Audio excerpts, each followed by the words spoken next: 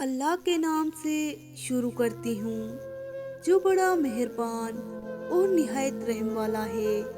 اللہ پاک سے دعا ہے کہ اللہ پاک آپ کی تمام جائز خواہشات کو پورا فرمائے، آمین۔ تمام ناظرین کو علیشاں وائس چینل میں دل کی گہرائیوں سے خوش آمدید۔ پیارے ناظرین، آج کی کہانی ہے ایک ایسے چور کی جو چوری کے ارادے سے مسجد میں داخل ہوا تھا اور کسی بادشاہ تک پہنچا۔ تو آج کی اپنی کہانی شروع کرتے ہیں۔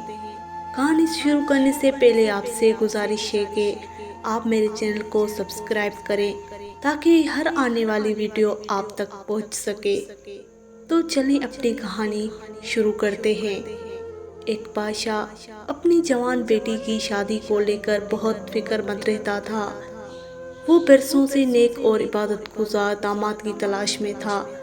ایک دن اس نے وزیر کو بلایا اور کہا کہ کسی طرح میری بیٹی کے لیے میری رعایا میں سے عبادت گزار انسان کو تلاش کر کے سامنے پیش کرو۔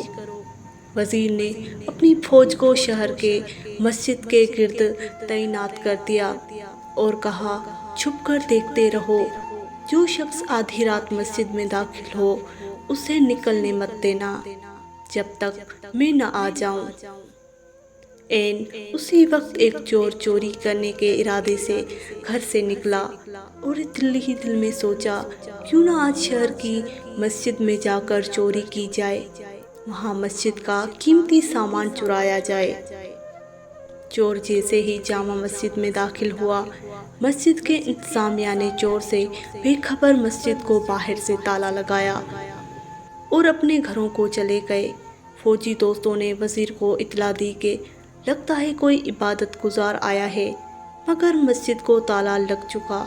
اب صبح کی اذان پر ہی مسجد کھلے گی تو پتہ چلے گا کون ہے۔ وزیر جلدی سے مسجد پہنچا اور صبح کی اذان کا شدت سے انتظار کرنے لگا تاکہ اندر موجود نیک انسان کو بادشاہ کے سامنے حاضر کیا جا سکے۔ جیسے ہی مسجد کھلی، وزیر دستے سمیت اندر داخل ہوا۔ چور یہ دیکھ کر گھبرا گیا کہ آج تو پکڑا گیا اور جلدی سے نماز کی نیت باندھ لی۔ جو ہی سلام پھیرتا، فوراً کھڑا ہو کر دوبارہ نیت باندھ لیتا۔ وزیر کو اس کی عبادت گزاری پر یقین آ گیا۔ اب کی بار جو ہی سلام پھیرا، فوجی دستی نے اس چور کو پکڑا اور بادشاہ کے سامنے پیش کیا۔ وزیر نے کہا، بادشاہ سلامت، یہ ہے آپ کا مطلوبہ شخص، اسے مسجد سے گرفتار کیا ہے۔ رات بھر مسجد میں عبادت کرتا رہا۔ چور کی حالت گیر ہو رہی تھی۔ بادشاہ چور سے مخاطب ہو کر کہنے لگا، کیا حال ہے؟ اگر میں اپنی بیٹی کی شادی تمہارے ساتھ کر کے اپنی سلطنت کا ولی عہد مقرر کر دوں، کیا تمہیں منظور ہے؟ چور ہکا بکا ہو کر کہنے لگا، ڈرتے ڈرتے پوچھا، آلِ جہاں، یہ کرم نوازی کس وجہ سے ہے؟ بادشاہ نے کہا، تم عبادت گزار ہو، رات بھر مسجد میں رہے، صبح اذان ہونے پر باہر آئے۔ چور دل ہی دل میں سوچنے لگا، اے اللہ، میں چوری کی نیت سے ہی صحیح مگر تیرے گھر گیا، دکھلاوے کی نیت سے ہی صحیح نماز ادا کی اور بدلے میں تو نے دنیا میرے قدموں میں ڈال دی۔ اگر میں سچ مچ عبادت گزار ہوتا اور راتوں کو تہجد پڑھا کرتا تو پھر تیرا انعام کیا ہوتا؟ وہیں کھڑے کھڑے نادم ہو کر تائب ہوا۔